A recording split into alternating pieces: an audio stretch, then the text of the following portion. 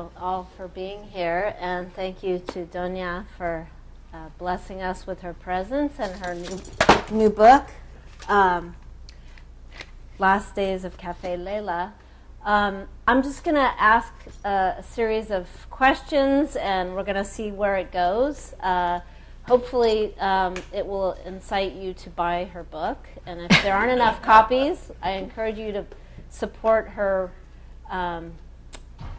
fat bank account by buying her book regardless. Authors do not get enough money for writing books. It's it. And these days especially, because not enough people are reading books. So I wanted to start by asking Donia to read the prologue. It's very short, but I think it sets a little bit the tone of the book. And then I'll ask some questions after she reads it. Thank you, Persis. Thank you to the Walnut Creek Library for inviting me tonight, and for all of you for making time to be here. And thank you to Persis for taking time out of her busy teaching schedule and a one night where instead of grading papers, she's going to, spend it with us. So I'll read the prologue, and the time period is Tehran, April of 2014. Is my mic working okay? Everybody can hear? Okay, very good. Zod marked time by the postman's arrival, usually by 4 p.m., quarter past at the latest, except on Fridays, when he didn't come at all. Friday was the day of rest, when, if anything, Zod grew more restless with every rigid minute ticking by. Waiting for the mail on Saturday, he spent the last hour watching the clock, and at 3:30, he stood up to look out the window with his hands in his trouser pockets. A breeze sent flurries of wisteria into the courtyard. The trees had sprouted new leaves. You would never believe how lifeless they had been just a few weeks before, their splayed branches bare and brooding. Now it was April, true spring, each day warmer than the last, each bud becoming a frilly blossom. He observed a family of finches nesting in the eaves, touching down to pick up a suitable stick, then off again in busy bouncing flight. Except for this pause in the afternoon, Zod didn't have much time to watch the world. Nanagoli came in from hanging the wash to stand beside him, nudging him in mock reproach, for here he was again. "What on earth are you waiting for?" As if he didn't stand there every afternoon, expecting the faint drone of the mail scooter and the puffs of dust from the alley. He pushed away from the ledge and crossed the hall to go outside, leaving his jacket on the peg and the old woman framed in the window. Already he felt light-footed, less pain in his joints when he tested the first step with one shoe. He considered leaving his cane, but Nanagoli was watching him, and Zod didn't want to hear her fair warnings. Sometimes he deliberately prolonged the short walk to the garden gate, pausing to examine a chipped tile or tuck away the loose tendrils of jasmine curling forward from the brick wall. How far was the carrier from him now? Had he reached the traffic circle? It was best to approach the gate just when he arrived so as not to seem too anxious. Letters from America took sometimes 2 to 3 weeks to arrive, and there had been no post at all the past month. Noor, his daughter, still wrote to her father, and he kept her letters neatly bundled in his dresser drawer, letters that lately spoke of nothing much at all except domestic matters. But it wasn't so much the content anymore as it was the thread that reassured him, that drew him into her life. A silence this long was unusual, and he was afraid that something had happened. Children didn't even answer their telephones anymore, and Zod couldn't stand speaking into the hollow space after hearing their recorded greetings. He still preferred a penned note. "It must be today. Please let it be today." Yet whether a letter came or not, Zod greeted the postman with a warm smile. And today when the carrier said, "I have something for you," Zod took the envelope from his hand and folded it into his pocket in a casual way, and continued to exchange pleasantries as if the man could be deceived into thinking that the envelope from America wasn't from Zod's daughter, as if it were a utility bill, as if his restless thumb wasn't twitching to part the glue. All in a moment, the waiting gave way to joy. The letter came alive in his grip, pulling him at once into two worlds. One on the threshold of Café Leila, where every day he listened for the sound of a motor drawing near, and another world in his pocket with his children, where he had to curb a desire to run, to shout, to draw out the paper and wave it to and fro. Thank you. Thank you. I asked you to read that because in some ways I think it's part of a generation where people actually wrote letters.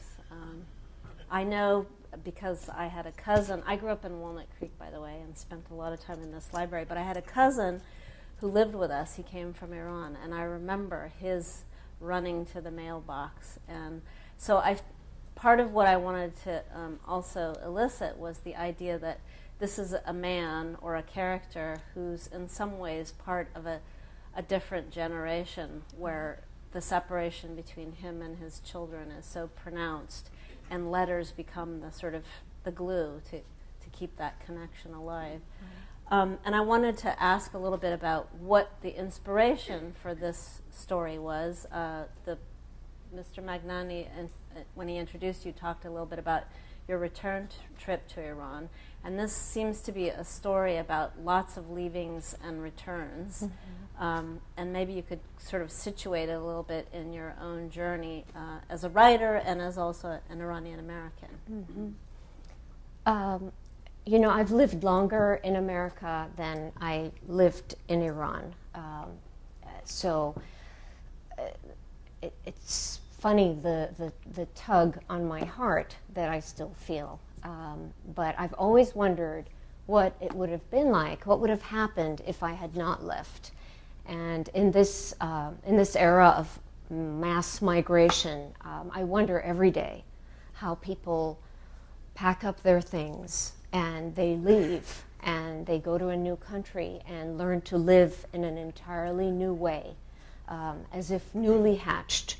And I think that all that wonder about how that happens, how did my parents do it, led me to fiction and trying to solve some of those riddles.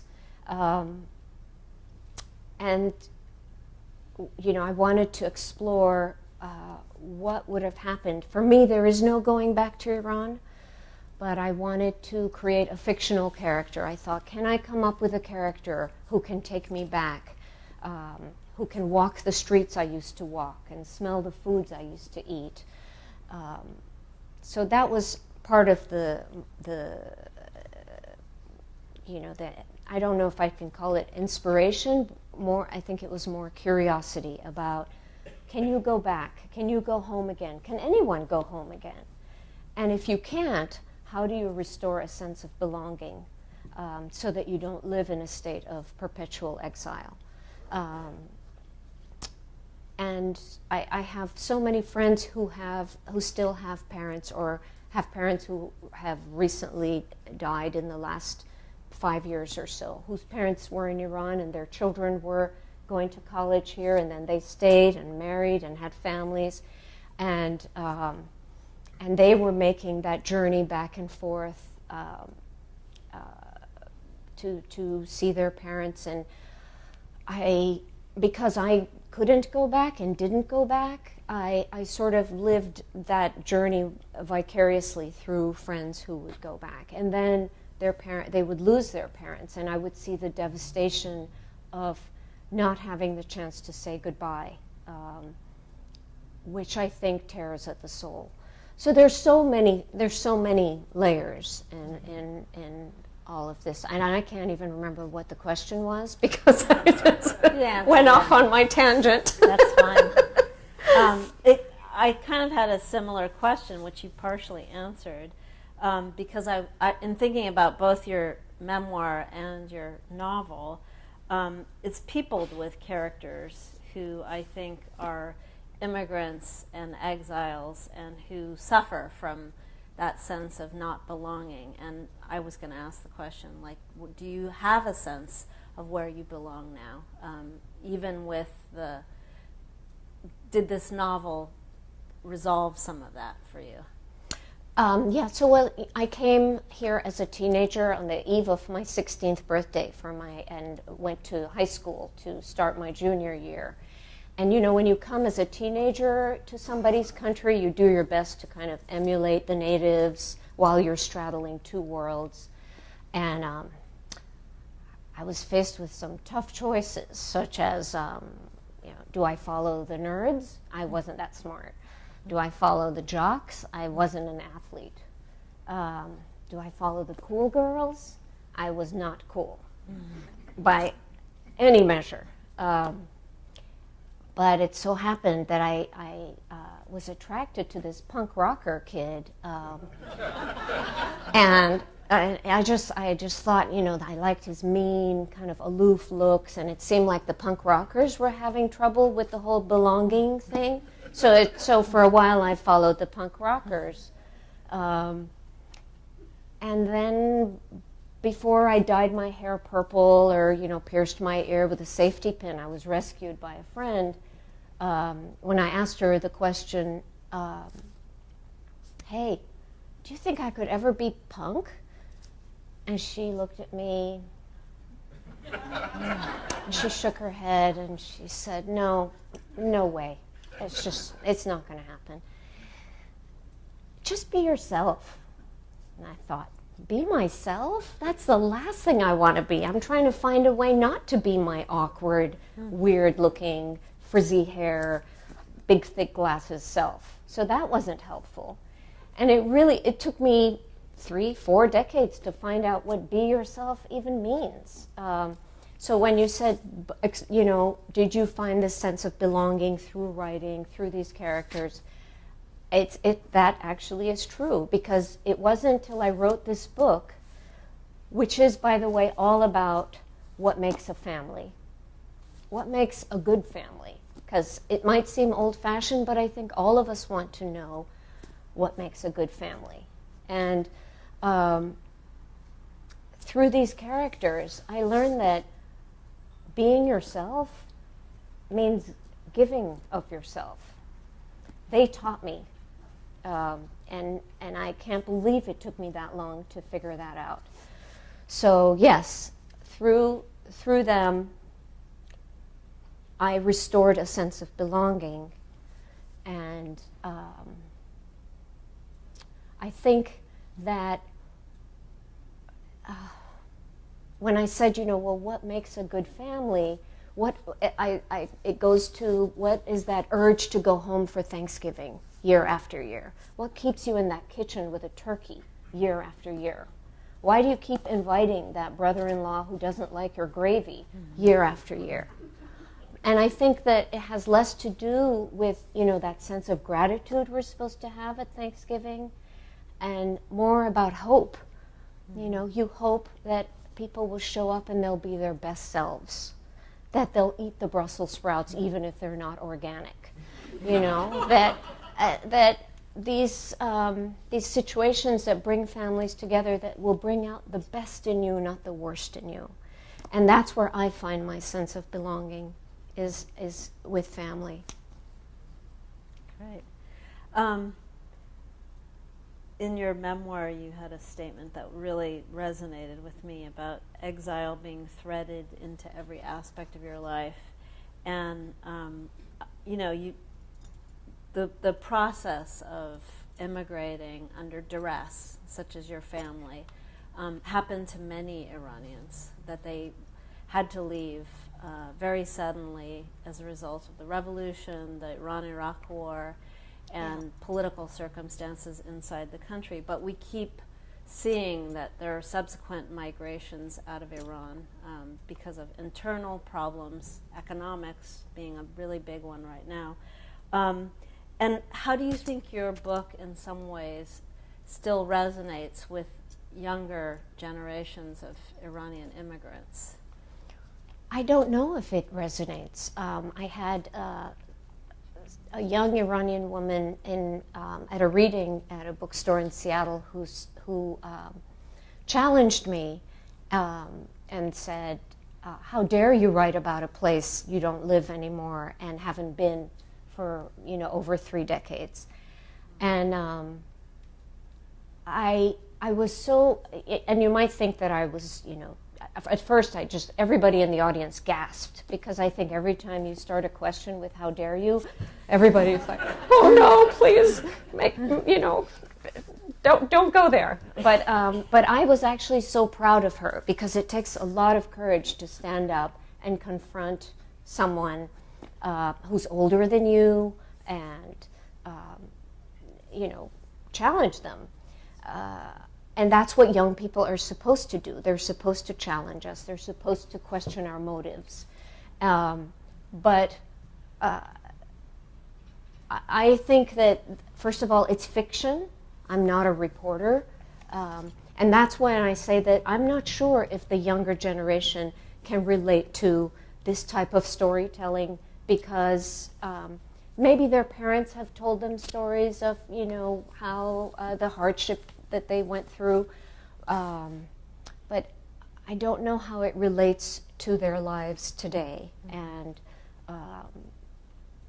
if they are living in Iran, they might find it sort of as an indulgent nostalgia that has nothing to do with their daily lives.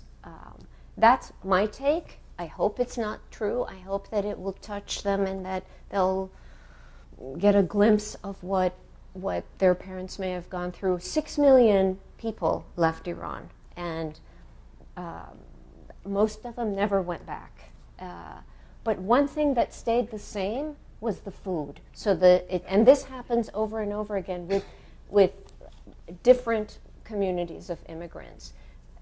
They leave everything behind, but somehow they manage to carry the food with them, and that stays intact, which I find absolutely fascinating. And they transfer that to their children. So maybe they can relate to it in that, oh, my mom makes that food, or my grandmother made those, stuffed grape leaves or whatever. That's a good place for me to ask the next question, which is, maybe you could talk a little bit about food as a form of belonging, because I think it is a very powerful symbol in Iranian culture. The cuisine, the rituals around food, the kinds of food. I'm wearing a pomegranate on my neck. And I think also it's a way in which it transcends kind of every political persuasion. Like right. It's the great equalizer, right? Food and cuisine in some ways moves beyond the political moment or the disagreements. And part of it is also the ritual of eating and eating together. So I wonder if you could talk a little bit about food and belonging, but also how, in some ways, food is your segue into both of your books. Well, I have to give 100% credit to my mother, who taught me everything about what it means to invite somebody to your table, regardless of their color, their faith, their left or right. I just, my fondest memories are of our family meals. And it was just the spirit of the generosity of it. And I don't think this is unique to the Persian culture. I think that every culture has its kind of food fetishes and its desire for those flavors that spark memories. And I think that we all kind of store these flavors in the attics of our minds, and we go there for comfort, for refuge, for solace.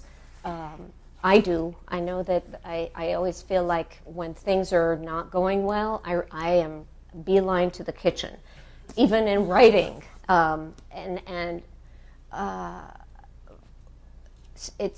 writing about food for me is like when you come to a clearing, because the rest of it is so hard. And because I don't have an MFA. I didn't major in creative writing. I don't belong to a writing workshop. So I am literally, each sentence, each word is really like having my tooth pulled without any anesthesia. So it's really like that. Or my other metaphors of rubbing two sticks together to see if I can make a little tiny catch a spark. Because it's the idea of a fire is such a beautiful idea, but how do you put fire on the page? So when I can write about food, whether it's in the memoir or in the novel, it's like I can just sit back, and I know what to do, and it's a gift that I'm so grateful for, because I can take a break from the hard stuff, of stitching words together and just say, and most of the food in the novel is all made up. I've never made any of those dishes. So please don't ask me for recipes later, because I don't have a clue.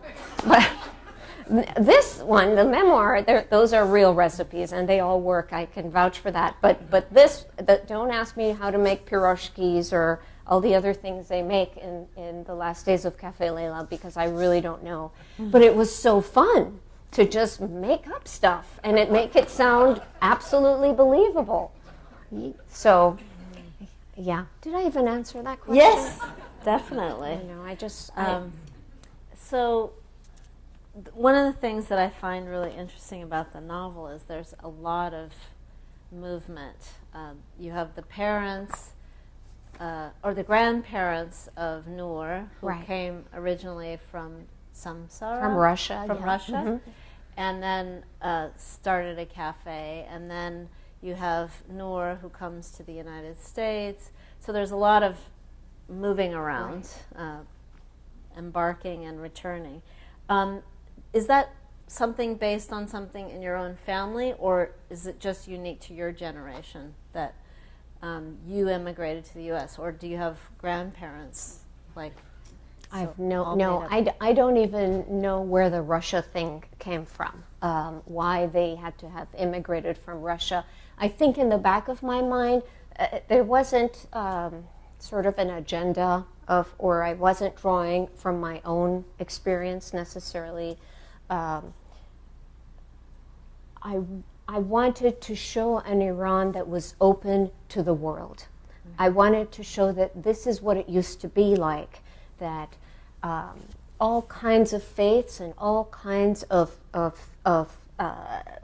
communities of Armenians, Russians, Jews, you name it, all live together peacefully. And I think the idea of the Russian immigrants coming to Iran right after the Bolshevik Revolution and opening this cafe called Café Leila and changing their name to a Persian name and adopting, the customs of the country.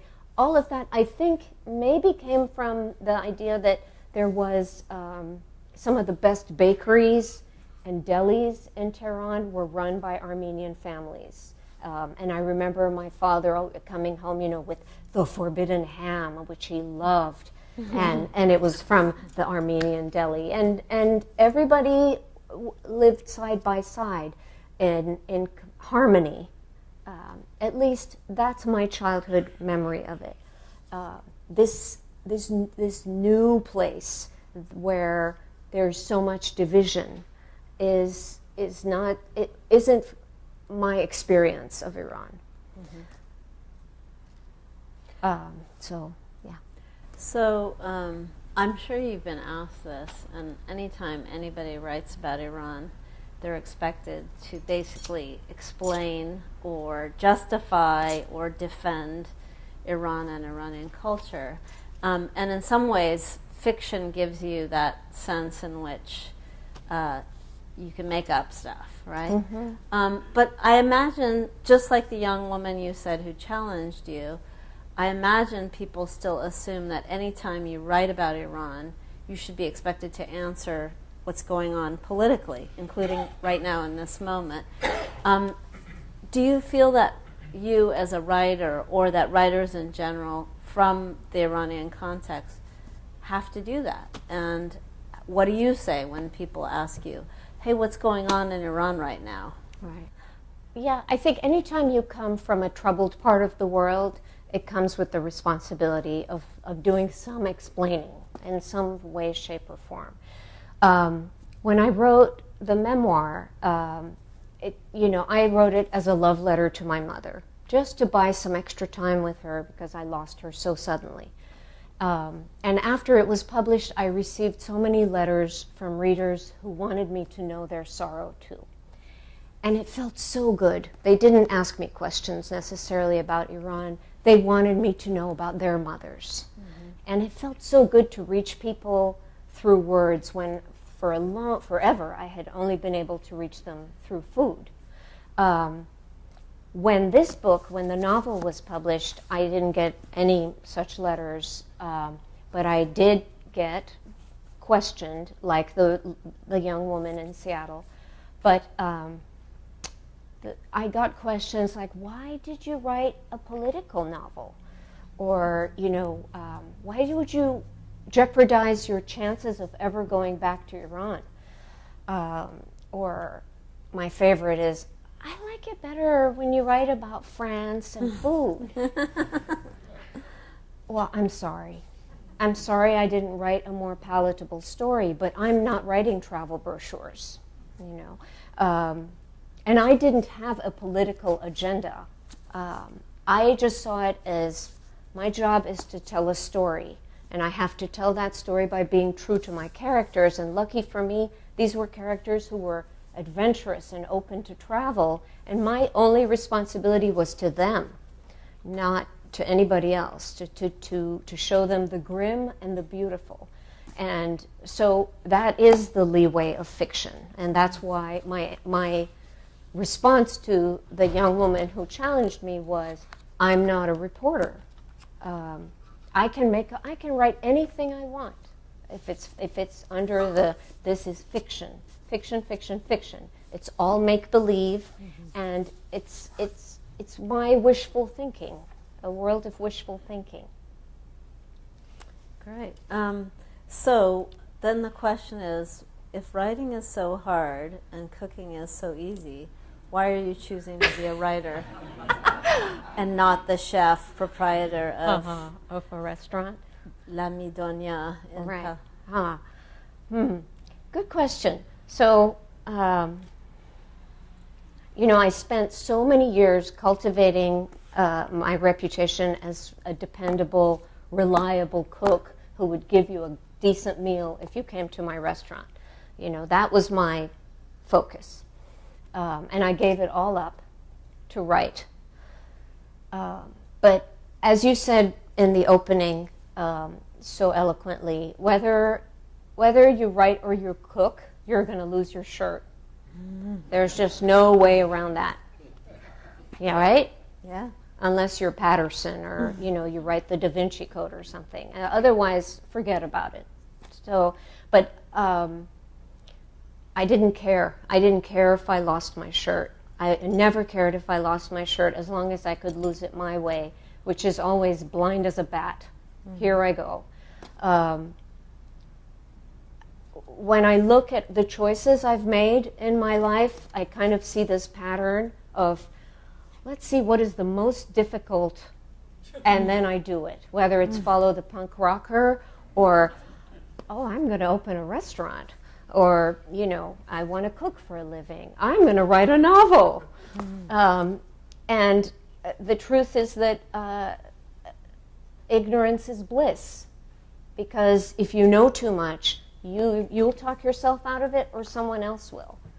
Mm. And so I've kind of trusted that compass that says, do that.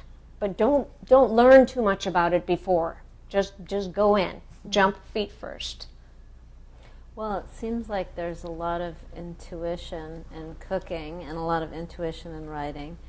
And they both have some similar pleasures, right? Which is feeding people, right? And also I think they both rely a lot on the notion of how food and literature in some ways evoke memory for individual people who are consuming them. So I think the crossover doesn't seem too difficult for me to understand, because they're both really creative things and they're intended for someone else ultimately, right? I think there's nothing more intimate than that relationship between the cook and who he or she is cooking for, the same as the relationship between a writer and a reader, so much so that if it's a good novel, you're not reading, you're eating those words. You're gulping down every word and falling in love with this author who stirs something so deep in your stomach,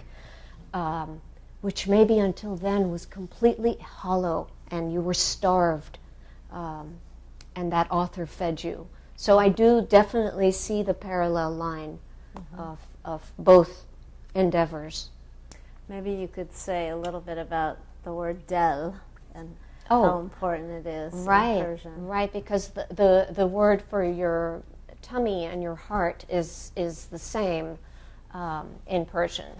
So if you have a stomach ache, you could also have a heartache. Yeah. Or my favorite is that when you're delam tang shode, which means I miss you, but it's like my tummy is actually constricted because I miss you so much. Right? Yes. I know you have a teenage son, and I have a teenage son too. That's so right.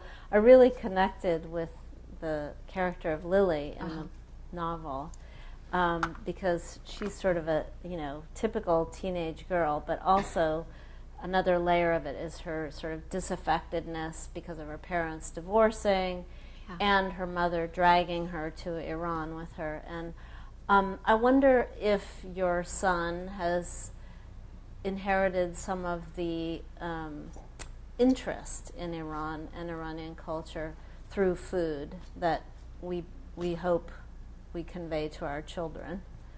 100%.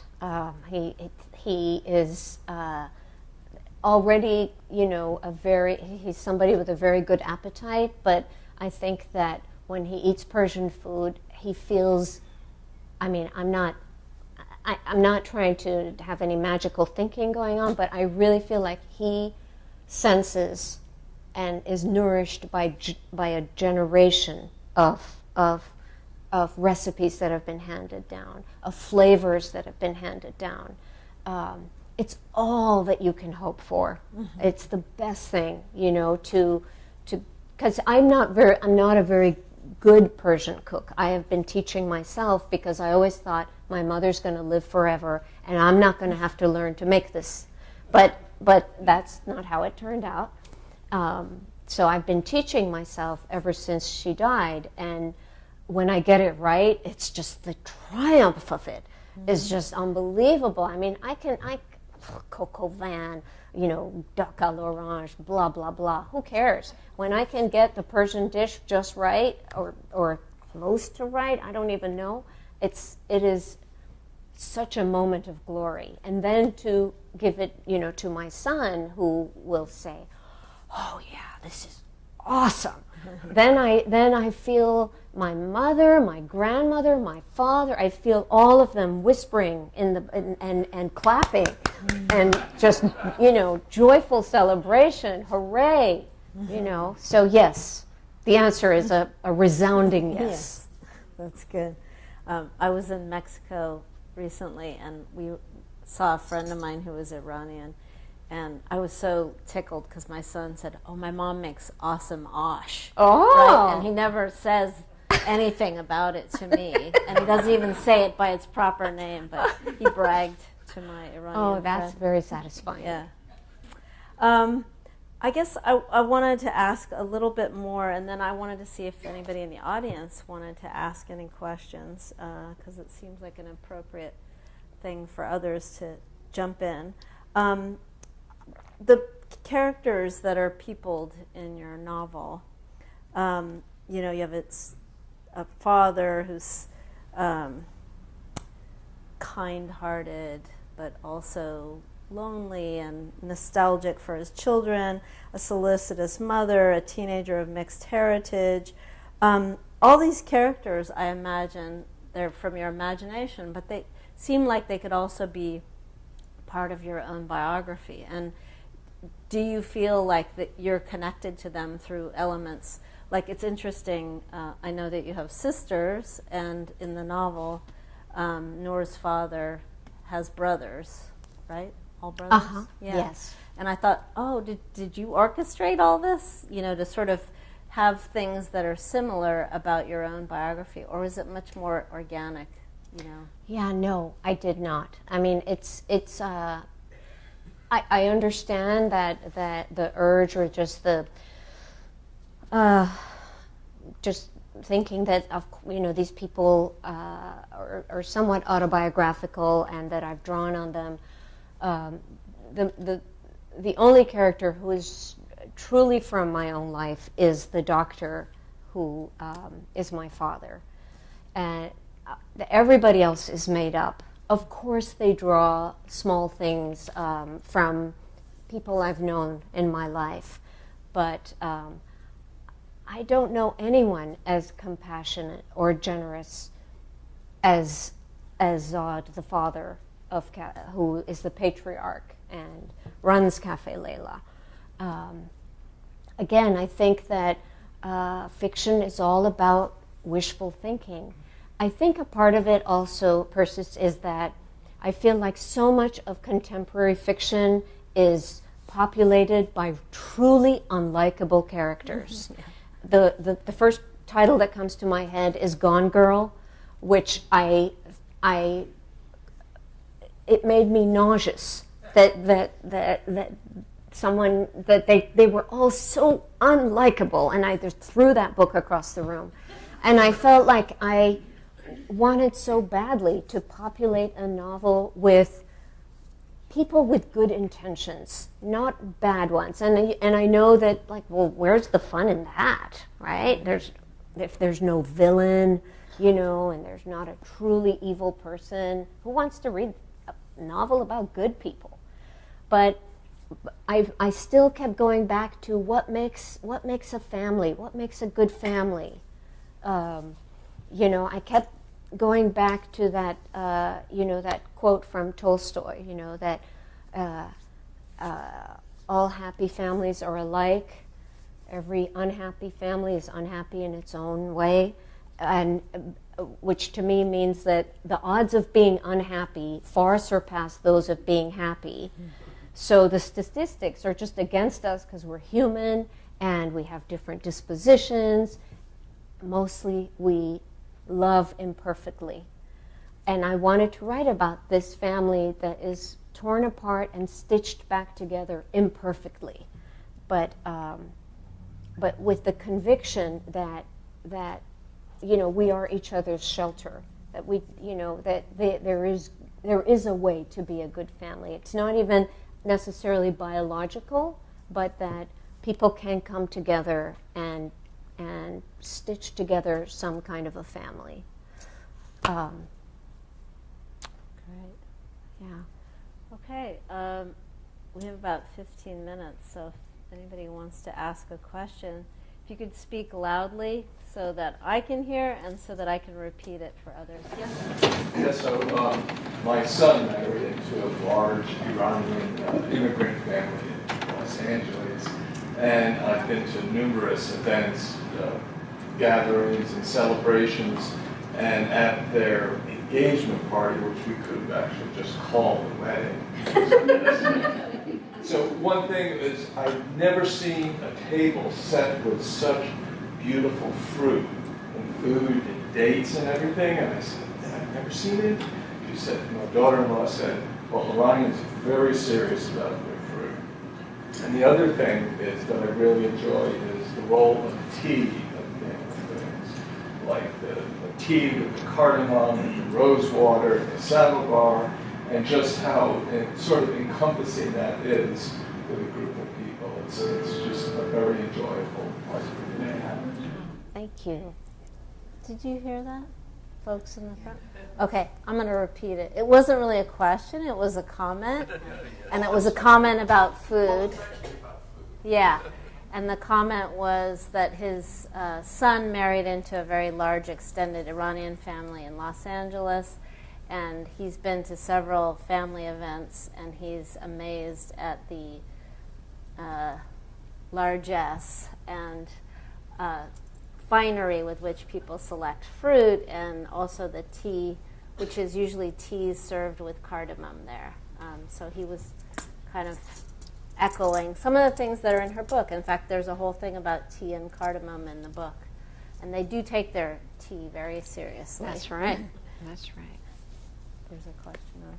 When I read your book, Café was now reminded me of three restaurants in Tehran. One of them was Café Naderi, and the other one was Rashki Khoshravi, which was next to it, and later on was that in the book. So did you have any of that thing in your mind? I remember my grandfather taking us to Chattanooga for, Friday lunches sometimes. I did not. Oh, I'm sorry. Repeat the question. The question is that the gentleman could, when he read The Last Days of Café Leila, he remembered three places in Tehran, three actual places, because Café Leila is made up. Three places in Tehran that reminded him of Café Leila, and was wondering if I had drawn on either of those three places in coming up with this place of refuge. And the answer is yes and no, because I hadn't been to those other places. I do remember my mother picking us up from school, and the occasional treat of stopping to get hot piroshkis. But I was too small to remember the names of those places or to have, recorded their details. The best.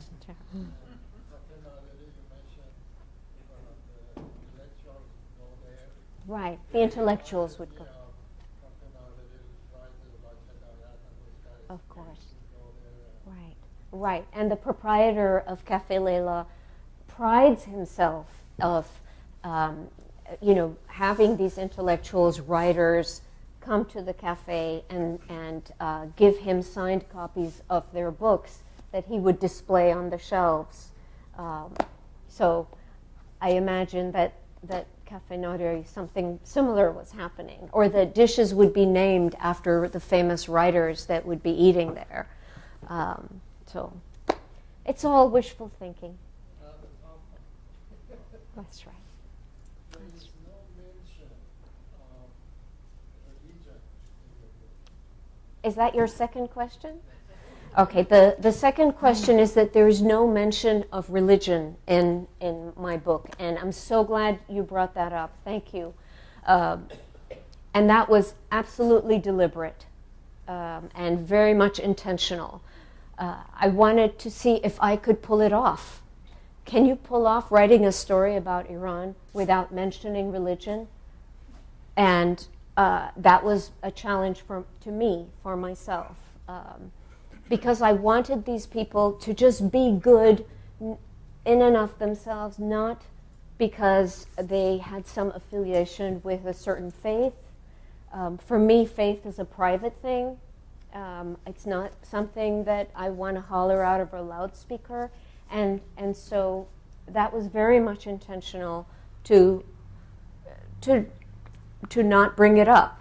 That these people can be very spiritual, but in their own private way, in their giving and their generosity and their open-heartedness.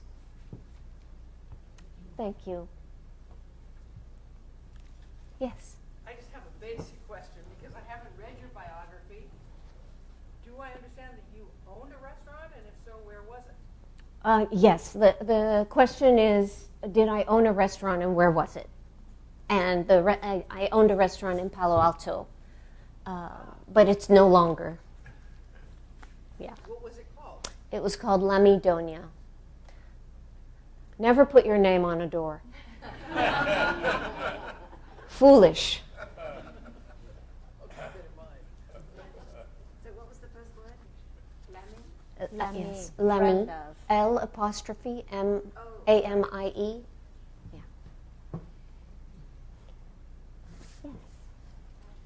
I confess to not knowing very much at all, but I have always had the impression that countries in Iraq, Iran is, and Iran itself does not treat women well. And I wonder if you could speak to that. The question is, and correct me if I say it wrong, is that your impression of Iran is that women are not treated well, and if I could talk about that a little bit. I am the daughter of a woman who fought for women's rights in Iran from when she was very young.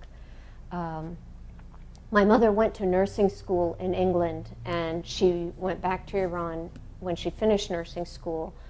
And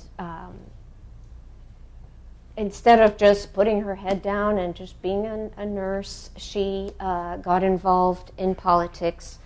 She was one of the first women to fight for the right to vote, and was actually instrumental in making that, in passing that legislation. She was perhaps fortunate, being kind of that time and place, being in the right time at the right place kind of situation, in that the country was in this era of great change and great progress even for women. So she later became a member of parliament and continued that fight. So, and she was a very no-nonsense person.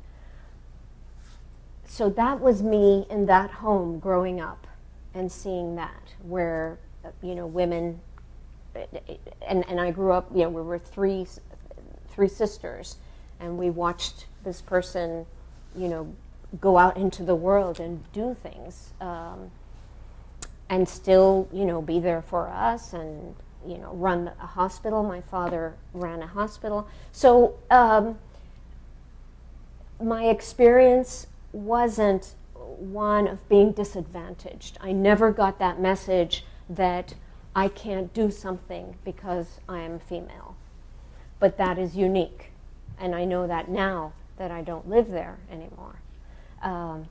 In writing this book and without really coming out with an agenda of I'm going to address this, then I'm going to talk about this, and I'm going to talk about women's rights, because that's boring. No one wants to read a novel to get a public service message. It has to happen organically. And so if I can make some indictment in the storytelling of oppression, whether it's of man, woman, child, whoever, then great. But I can't speak so knowingly now about Iran because I don't live there. I can speak of the Iran when I used to live there. Thank you. There was a gentleman right there. Did you have a beta group of readers for your novel? And if so, did you make any changes in the final editing process because of their feedback? The question, thank you. The question is, did I have a beta group of readers? I'm sorry, let me just make sure I get it right. Prior to, right. Group of close readers that were. Yes. Did I, the question is, did I have a group of readers prior to the publication of the novel who gave me feedback? The truth is, and the simple answer is no, because I already am filled with doubt on a day-to-day basis. And the last thing I need is another voice in my head or knowing that someone has a draft and no. My husband did not read this book until the bound copy arrived in the mail. So, didn't even really know what the title was or what I was doing in that room in utter silence day after day. So, yeah. Has it been successful? I'm sorry. The question is, has the novel been successful? I don't know, because I don't know how to measure success. I guess if success means that lovely folks like you took a Wednesday night from your busy lives to come to Walnut Creek Library and listen to us talk, then yes, it was successful. If It's not easy to get a book published either. Right. It is not. So, even holding this right now in my lap, it's an unreal thing. I mean, I just think, well, what are you doing here?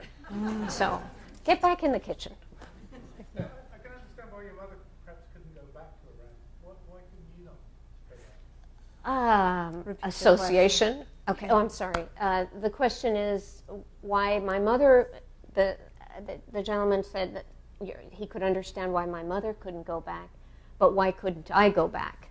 I don't know. I don't know if it was by association that we had kind of this fear, and probably unfounded fear. I did go back in 2010 after 3+ decades in exile, and it was a very profound experience. There was such a sense of being a stranger and a sister, of belonging and not belonging, and I was so awkward. I was still the 15-year-old who had left, 30 years ago. I talked like the 15-year-old who had left 15 years ago. I didn't really even know how to keep my headscarf on. It was just an awkward situation, and yet there was such a strong voice that I felt the very sidewalk was talking to me, and saying, where have you been? What took you so long? I am the blood that courses through your veins. I'm your brother, I'm your father, I'm your mother, I'm your sister. What took you so long to come back to me? And that voice, it made my heart tremble. And I think that visit is what made me come back with this sense that I have to make something out of all those memories. Why don't we have this woman Okay. here? And then- And I think that'll be the last one, right? Okay. Okay. Yeah. Did they give you the signal? Yeah, I Okay. got the nod, and it's 8:00, and It's 8:00. people are waiting to Oh my sign. God! It's So, past my bedtime. I also want to just say that she's going to be signing books, because there are books, I heard, and so you can ask her more questions. Follow up about the question about going back and your siblings or any other of your family members. Did you see family members in Iran? And also, what has your family said about the novel? Well, the question is, do I still have family in Iran, and did I see them when I went back, and what the reaction of my family has been. Well, the first question, I don't have much family left in Iran. I have just a few, an uncle, an aunt, one who has since passed away. So, no, and that was where I felt like I'm a stranger here. I don't belong here. But then, on the other hand, I do belong here. And as far as reaction from my family, well, other than that, my sisters have been tremendously supportive and have come to all my readings. Thank you. I love you. Is that one of them right there? Yeah, she's there. She's there. Okay. And yeah, so I wish my parents were here, that I could share this unbelievable, magical experience with them. But yeah. So, thank you. Okay. Okay. I want to thank you for your time. Thank you, And, Persis. encourage those of you who want to keep the conversation going to take it outside where you're going to be signing the books. And Okay. good Thank luck. you so much. Thank you. I love talking to you. Thank you. Thank you.